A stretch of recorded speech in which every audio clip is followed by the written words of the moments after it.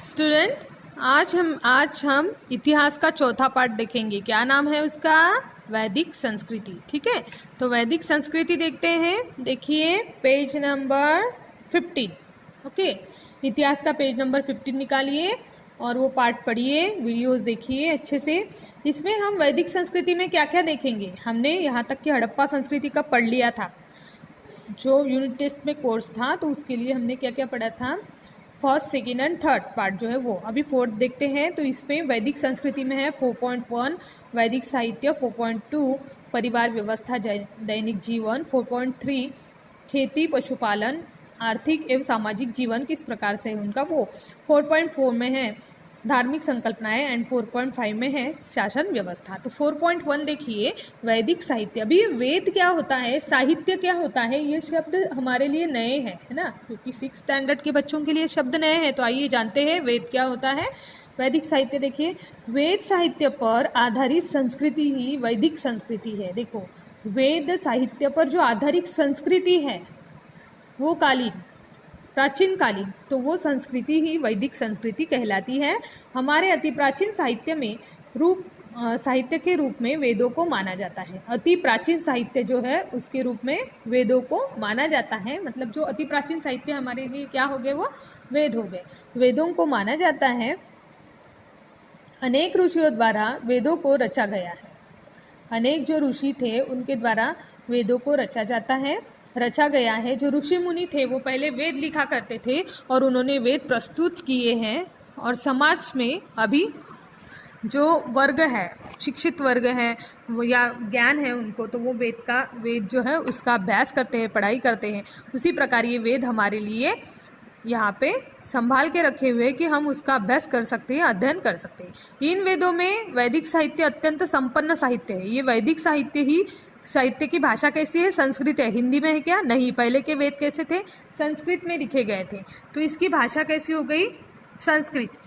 अनेक ऋषियों द्वारा वेदों की रचना की गई है और वेदों में समाविष्ट कुछ सूक्त स्त्रियों द्वारा भी रचित है। वेद जो है वो कुछ स्त्रियों ने भी रचे हुए हैं, उसी प्रकार वो पुरुषों ने भी। तो वैदिक साहित्य की भाषा संस्कृत है। वैदिक साहित्य अत्यंत संपन्न साहित्य है। इन वेदों में ऋग्वेद मूल ग्रंथ माना जाता है, वह काव्य रूप में है। ये जो वेद है इसमें ऋग्वेद जो है वो मूल ग्रंथ, मतलब जो मेन जो ग्रंथ है वो माना जाता है, वह काव्य रूप में है। काव्य मतलब वो पंक्तियों द्वारा लिखा गया होगा। ऋग्वेद सहित यजुर्वेद, सामवेद, अथर्ववेद, ये 4 वेद है। देखो, ऋग्वेद, यजुर्वेद, सामवेद और अथर्ववेद आपको अपने कॉपी में लिख के रखना है कि वेद कौन कौन से हैं। तो ऋग्वेद, यजुर्वेद, सामवेद और अथर्ववेद। ठीक है, लेकिन ऋग्वेद कैसा है? ये ऋग्वेद जो है ये काव्य रूप में है। इन 4 वेदों के ग्रंथों को संहिता कहते हैं। क्या कहते हैं? संहिता। नाम क्या है? संहिता। ये जो 4 वेद है, यजुर्वेद, सामवेद, ऋग्वेद, अथर्ववेद, इसे कहते हैं संहिता। विद का अर्थ जानना है। विद, इसी से वेद संज्ञा का निर्माण हुआ। विद ये शब्द पहले प्रचलित होगा, विद, है ना। अभी विद हम विद्या भी बोल सकते हैं उसे। तो विद का अर्थ जानना है। तो वेद संज्ञा का निर्माण कहाँ पे हुआ है? निर्माण हुआ है, इसका अर्थ ज्ञान होता है, जो कि हमने अभी बताया। तो इसका अर्थ है ज्ञान। मौखिक पठन के आधार पर वेदों को संरक्षित रखा गया। मौखिक पठन मतलब मौखिक उन्होंने पूरा याद कर लिया था, तो मौखिक पठन के आधार पर वेदों को संरक्षित रखा गया है। और वेदों को श्रुति भी कहते हैं। क्या कहते हैं? वेदों को श्रुति भी कहते हैं। मतलब वेद का हमने यहाँ पे अर्थ देखा।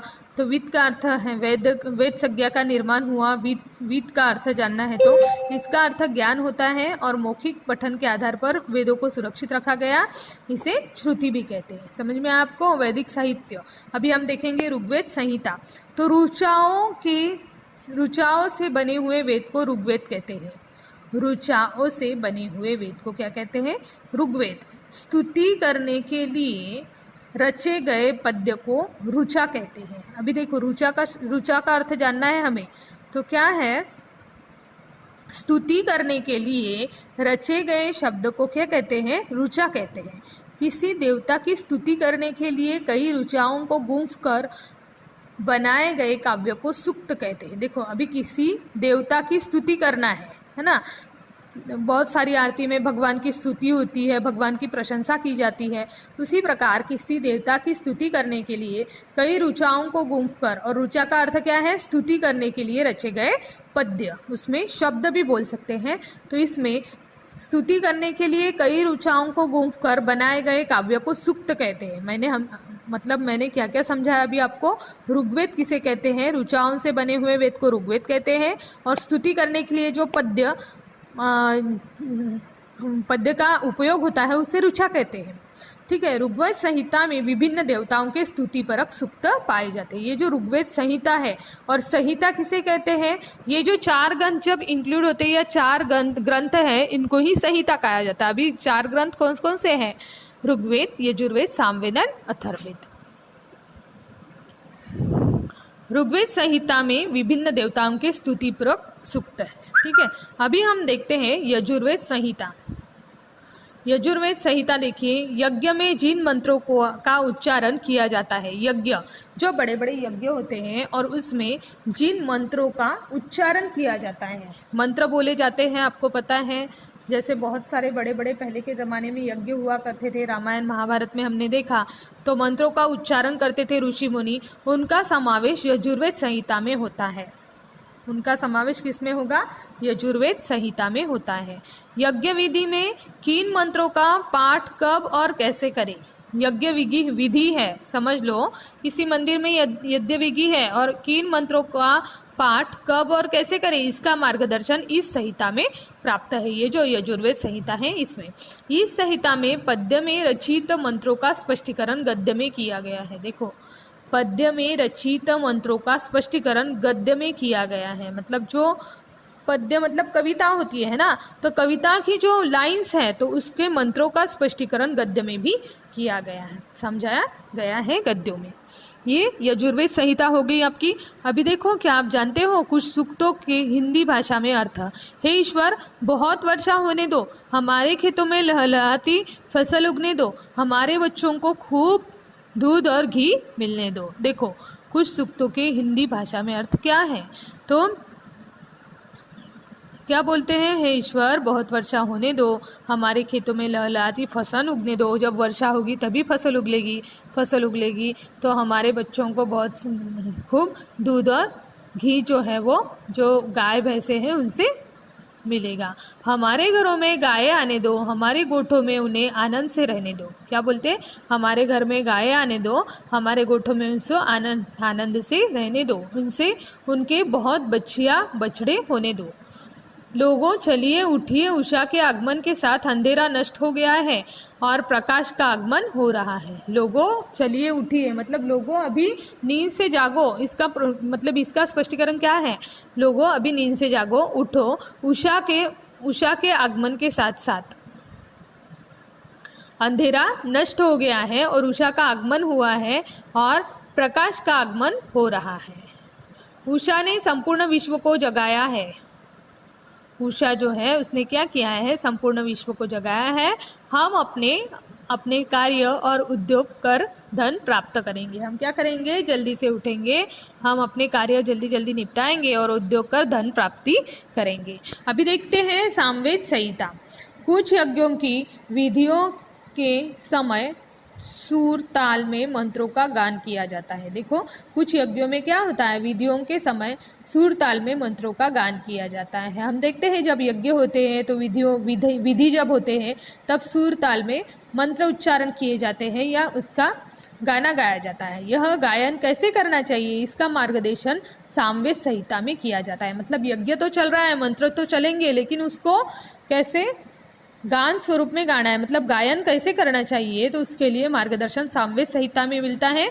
भारतीय संगीत के निर्माण में सामवेद का बहुत बड़ा योगदान है। हमारा जो भारतीय शास्त्रीय संगीत है, आपको पता है ना, आपका हमारा संगीत जो है, तो भारतीय संगीत के निर्माण में सामवेद का बहुत बड़ा योगदान है।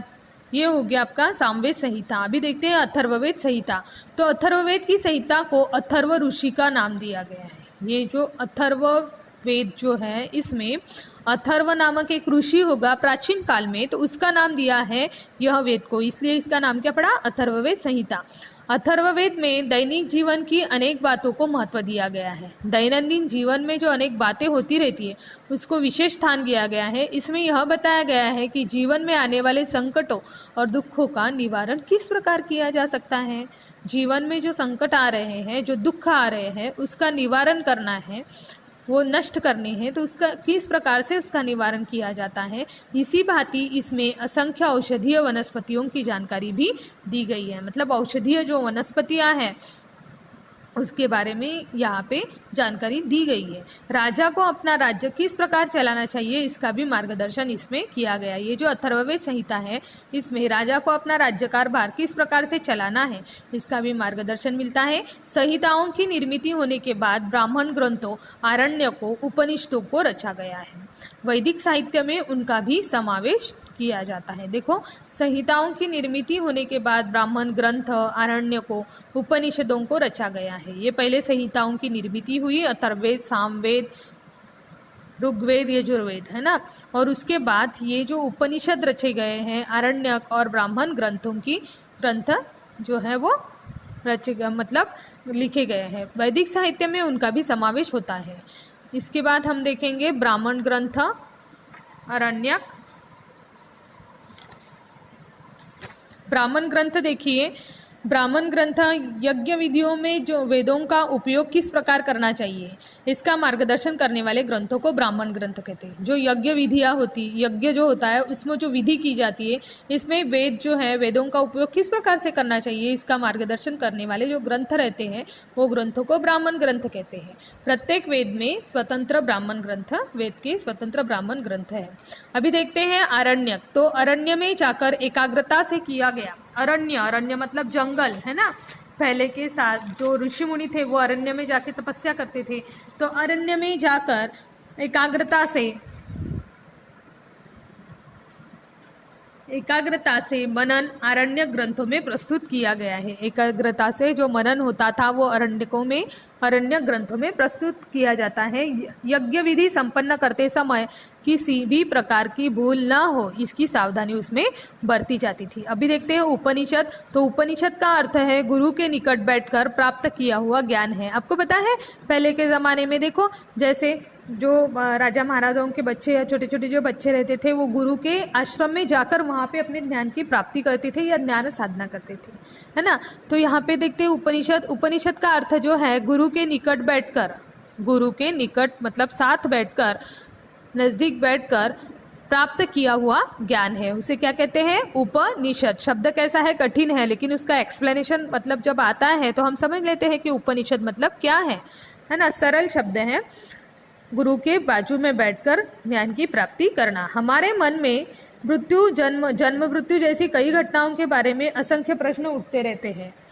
जन्म मृत्यु मतलब जन्म हमारा हुआ, मृत्यु होगा, ऐसे बहुत सारे प्रश्न उठते रहते हैं। उन प्रश्नों के उत्तर आसानी से नहीं मिलते। ऐसे गहन प्रश्नों पर उपनिषद में विचार विमर्श किया जाता है। ये जो गहन प्रश्न है उस पर उपनिषदों में विचार विमर्श किया जाता है। 4 वेदों, ब्राह्मण ग्रंथों, आरण्यकों और उपनिषदों को रचने में लगभग 1500 वर्षों की कालावधि लग गई। 4 वेद, जो वेद हमने अभी देखे, यजुर्वेद, सामवेद, अथर्ववेद या अथर्ववेद वगैरह, वो तो उसमें 4 वेद, ब्राह्मण ग्रंथों, आरण्यकों और उपनिषदों को रचने में लगभग 1500 वर्ष की कालावधि लग गई। इस कालावधि में वैदिक कालीन संस्कृति में अनेक प्रकार के परिवर्तन होते रहे। जो वैदिक कालीन संस्कृति थी उसके ज़्यादा से ज़्यादा परिवर्तन होते रहे, बदलाव होते गया।